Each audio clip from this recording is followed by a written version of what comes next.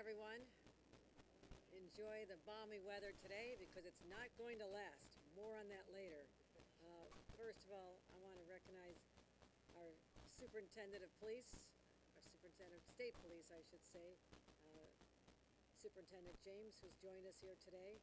The Acting Superintendent of the Department of Financial Services, Caitlin Asbro. I want to thank her for her service as well. Assemblymember David Weprin has joined us, members of my rest of my cabinet, as well as, I know we had Manhattan Borough President had to leave very quickly, but he was here, Brad Hoylman, David Weprin, as I mentioned, and Gil Seigler from the Brooklyn Chamber of Commerce. We're here to continue our journey to drive down costs for New Yorkers. It's been a long journey. I've made affordability a cornerstone of my agenda since I first became governor, and we've tried to take on the high cost of rent, the high cost of childcare, the high cost of utilities. But when New Yorkers are paying their bills, there's yet another bill that keeps going up and up and up, and that is the cost of their car insurance. Now, we have delivered real relief, over $5,000 for many families between last year and this, when we have the largest middle-class tax rate cut in 70 years.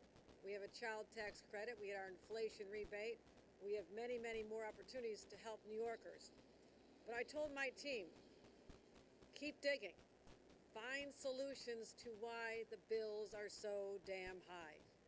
And they've been successful. And I came here today because there's been a problem that has gone unspoken about for many, many years. Don't know why. Well, when I see a problem, I have no problem raising it to the surface and finding solutions. And that certainly must be known as the sky-high cost of car insurance. So I came to this site today, kind of a graveyard of vehicles, many damaged by accidents. And some accidents are truly that, just accidents. Things happen.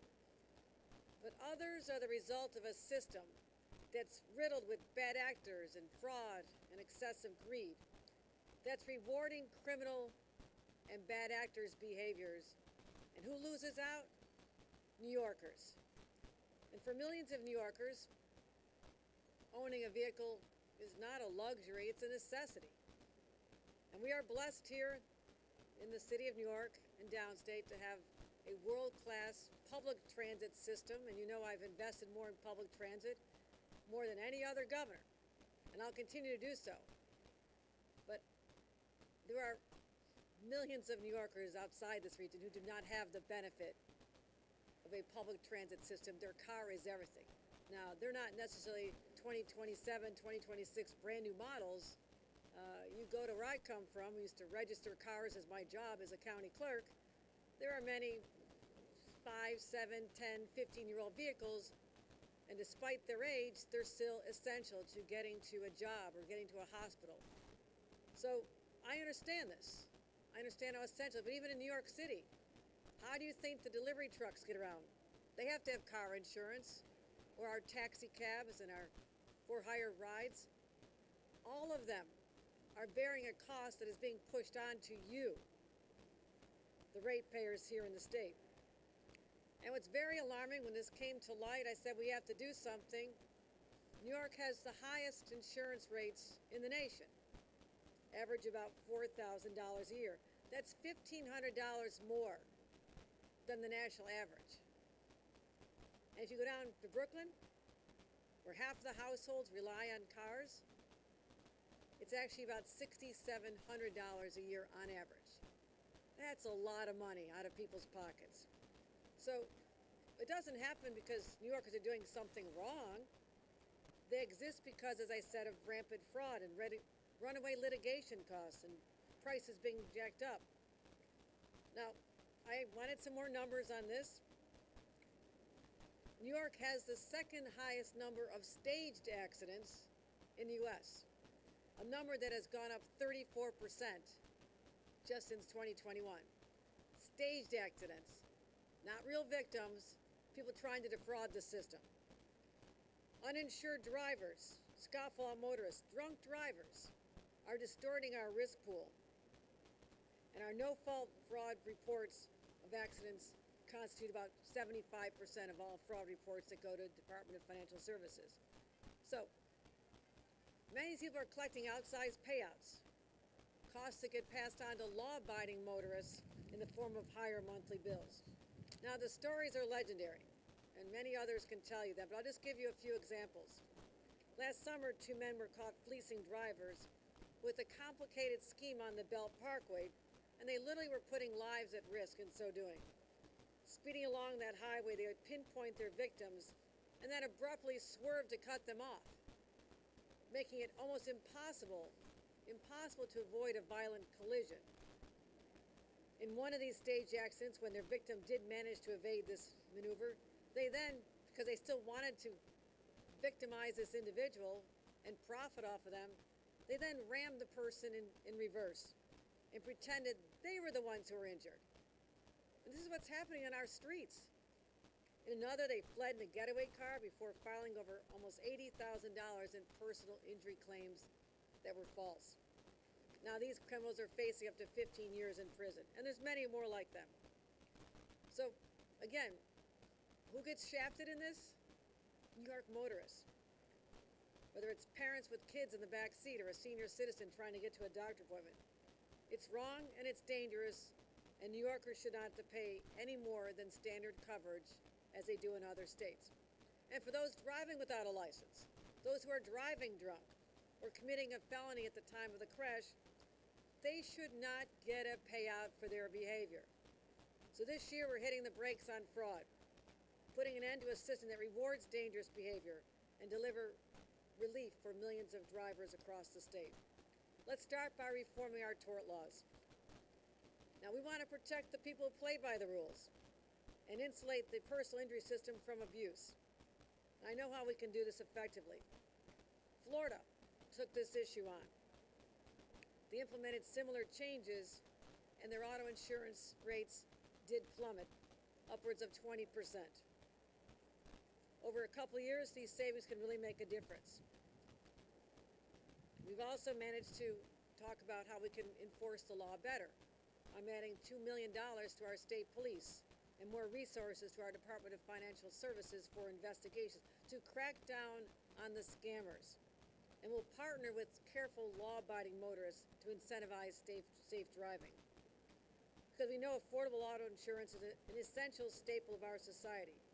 We have to be able to move goods and get people where they need to go. It determines not just the well-being of our families, but also the well-being of our economy. And by tackling the underlying issues that are driving up costs, we can make our streets safer, drive up economic growth, and help our families thrive. And as you know, as governor, there's nothing more important to me than keeping New Yorkers safe. I want to make sure that we have prosperity for our communities, safe roads, and keeping individuals secure as they're on the roads. And also, I don't mind taking on entrenched interests.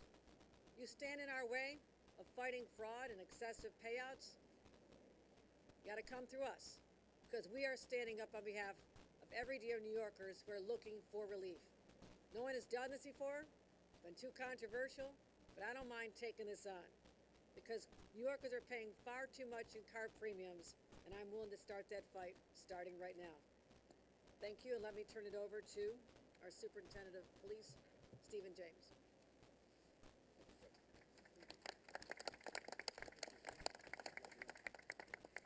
Good afternoon. I just want to start off by thanking Governor Hochul, certainly for her leadership in providing the resources that we need to protect all of New Yorkers.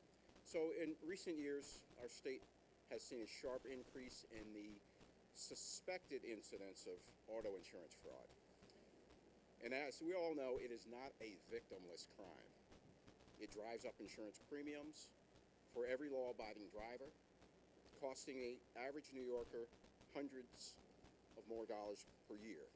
So this proposal, it will result in an aggressive approach with the resources to expand our efforts, working together with law enforcement, working together with our regulatory partners, and it's to disrupt and dismantle the insurance fraud networks across the state of New York.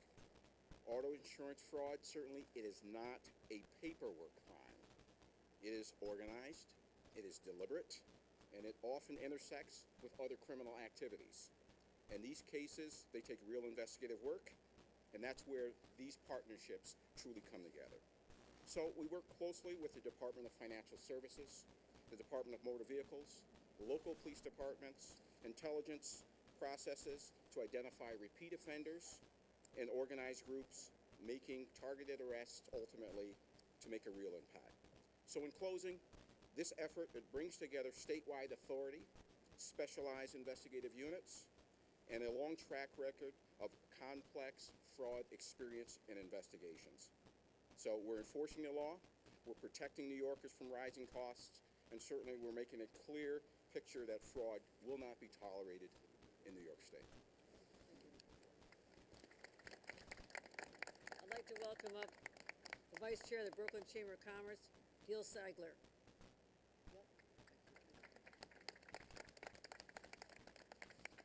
Thank you, everyone. I want to thank Governor Hochul for taking this bold initiative. As today, New Yorkers are paying some of the highest auto rates in the nation, more than $4,000 a year on average, money that should be in the pockets of our consumers, small businesses, not going to the hands of the people that are committing abuse, fraud, and taking advantage of loopholes. As a small business owner, vice chair of the Brooklyn Chamber of Commerce, and someone active in the transportation and the car rental industry, Governor Hochul's plan is a consumer-first approach that targets the real cost of high premiums, stage crashes, as the superintendent said, inflated medical claims, excessive litigation, and weak enforcement. These proposals are going to strengthen and allow the prosecution, reinvigorating the Motor Vehicle Theft and Insurance Fraud Prevention Board, supporting our district attorneys, our police, and holding organizers of stage accidents accountable, not just the driver behind the wheel. As the superintendent said, these are active and sophisticated rings. They also give insurers more time to properly investigate suspicious claims, which is deeply needed, while maintaining strong consumer protections for legitimate policy holders. Just as important, the governor's reforms promote fairness by limiting non-economic payouts for those who are committing serious unlawful acts at the time of the crash, and restricting damages when a driver is mostly at fault. By tightening the vague, quote, serious injury, unquote, claims, the threshold with objective medical standards, New York can reduce the jackpot-style lawsuits while protecting those who are seriously hurt and are victims of real accidents. Finally, these changes increase transparency so drivers and consumers can understand when rates change and why, and they'll encourage safer driving through discounts tied to proven technology, because honest drivers need and deserve lower bills. This is about affordability, accountability, and putting money back in the pockets of our consumers and small businesses, making the system work for all of us and not the bad actors. I want to thank again Governor Hochul for taking this bold move that others have not dared to do. Thank you, Governor Hochul. You can do it. Why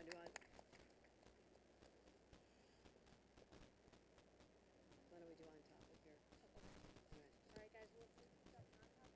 So we're on topic now. Should I do the topic first? Should I do the topic? Oh, yeah. We might just do it all out here. We'll just okay. If you want to talk around about We'll wait for Bernadette. All right.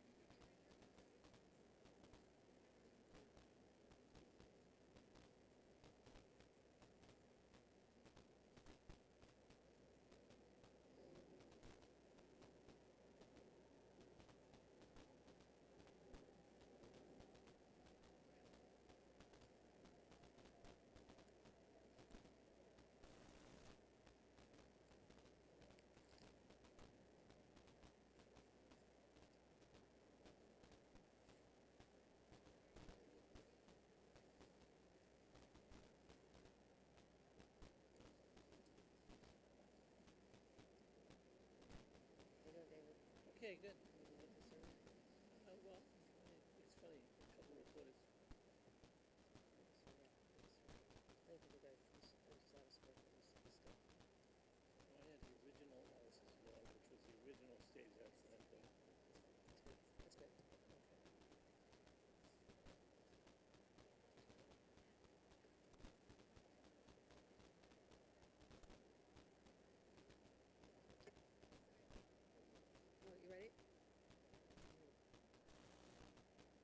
have a very important message for all New Yorkers. Do not be misled by the balmy day we're having here in New York City. All across the state, New Yorkers are at risk of an extreme weather event, the likes of which we have not seen in many years. I'm talking about extreme cold temperatures, where we're expecting them lasting through Sunday and Monday in some parts of our states. The coldest part will be Saturday. Now, the only good news is that people will not have to have their kids in school, that the work day for many is Monday through Friday. But here's a couple of the temperatures that we're predicting. If you're in the North Country, Mohawk Valley, what it'll feel like on your skin is minus 40 to 50 degrees. Minus 40 to 50 degrees, if you can contemplate that. Other upstate areas, a little warmer, minus 30 degrees. And downstate, minus 5 to 10 degrees. I will tell you this. As the first governor Buffalo sent to Albany since Grover Cleveland, I know all about cold temperature. And when this touches your skin, if you're not properly covered every inch of you, you can succumb to frostbite in seconds. And I'm telling you, we've seen this elsewhere in our state, the extreme cold can be deadly. Absolutely deadly. So please, there's been a lot of reports this year about cold weather, storms coming. This is one you need to take very seriously. And as we talk about some of the things you can prepare for this, I can give you personal advice. Try to not be outside as much as you can, and that might mean stocking up on groceries and water and your pet food and baby food and flashlight batteries, everything you may need now, so you don't have to go out in the very cold to go shopping, whether you're walking or driving. If you have to be outside, and we have many people who have to work outside, our first responders, law enforcement, others who are outside, stay hydrated, drink lots of water, drink warm beverages, but actually, here's a pro tip, avoid caffeine. Might be contrary to what you think. Do not bring a thermos of coffee with you, just bring hot water. Multiple layers of clothing, gloves, mittens, socks, insulated hats. There's also really good foot warmers and hand warmers you can buy at the store. Go get those before they run out. So we're also expecting snow all over the state. Late into Saturday, lower Hudson Valley could see 1 to 5 inches. Capital Region 2 to 6. East of Lake Ontario, 6 to 8 inches. We're looking into Sunday, we're going to have a significant storm, a snowstorm that's going to impact southeastern New York. New York City, Long Island, Hudson Valley. This is coming for you. Upwards of 1 foot of snow is possible. Now these predictions are changing by the hour. But this is what we know right now, so take it seriously. And it could actually impact the morning commute on Mondays. So pay close attention to updates from the news. Plan ahead. Limit your unnecessary travel. Again, stock up on what you need now. But also, if you are on the roads, our snow plows are doing their job. They're trying to keep you safe. They need to salt the roads in advance. Don't crowd the plow. Give them the distance to do what they need to do, because roads get slippery. And I've witnessed this with my own eyes and try to help people who literally spin off the road on icy conditions, go into a ravine, and they cannot be seen for some time. So this is a dangerous situation on our roads. So stock up your car as well. What you have in your car could save your life or the lives of your children. Have the shovel. Another pro tip. Cat litter. Why do you need cat litter unless you have a cat? You can literally put that, if you're stuck in a ditch, put it under your tires. When you're trying to get out, it'll give you a little more traction. Keep a shovel with you. I've done this. Again, food and water and extra batteries and clothes. Make sure your cell phone is charged if you go out. That's in your vehicle. So our DOT plows are ready. Our teams are ready on the thruway. We have our emergency management teams positioned, pre-deployed. Our utility crews, almost 6,000, are waiting to go where they're needed most. If power lines come down and we have areas without power for any period of time, it can be dangerous. I speak from experience as someone who lived through a power outage in the heat of a Buffalo storm for about a week with my children. Not easy, not fun. So here's my tip. Be ready for it. And so I just want everybody to take this very, very seriously as we approach what is the impending storm. And stay tuned watching all your local newscasts. Thank you.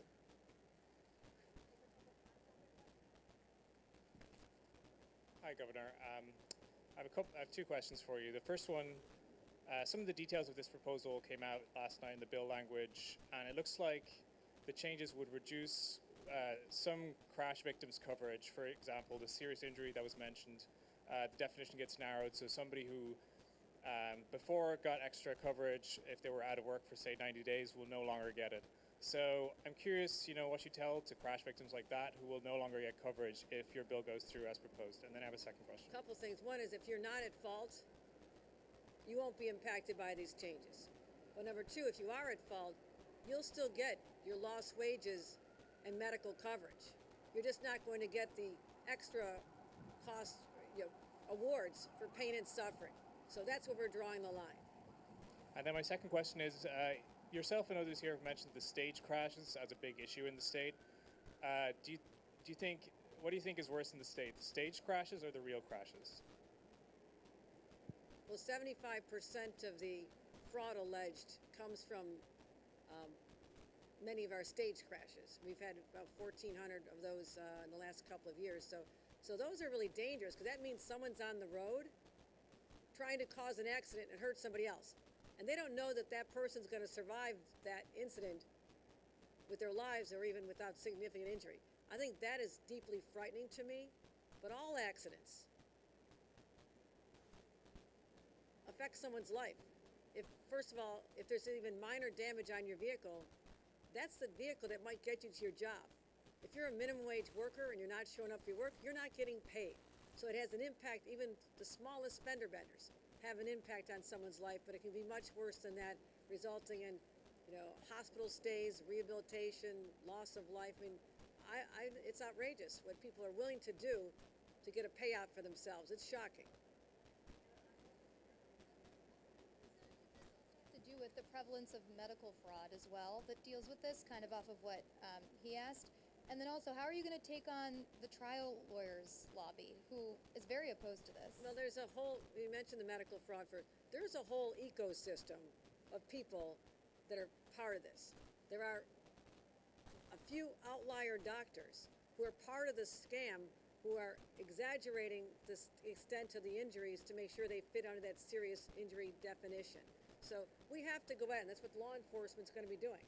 And working with our district attorneys as well. We'll be helping our district attorneys set up specialized teams to do this. Our Department of Financial Services work on this. So every facet of this complex scam that's resulting in higher costs for everyday New Yorkers and businesses, we're going after. The trial lawyers should know that we are making sure that when there is abuse, we stop it. That people who are legitimately harmed have a right to recourse, but not to reward those who are intentionally causing these injuries and accidents, not to reward those who are driving without a license or committing a felony in the commission of this or drunk driving. I don't think there's anybody who thinks that they should be getting a payout, part of which is coming out of your pocket. Tort reform, then. That's one element of it, but we have many facets. This is not intended to take on one group.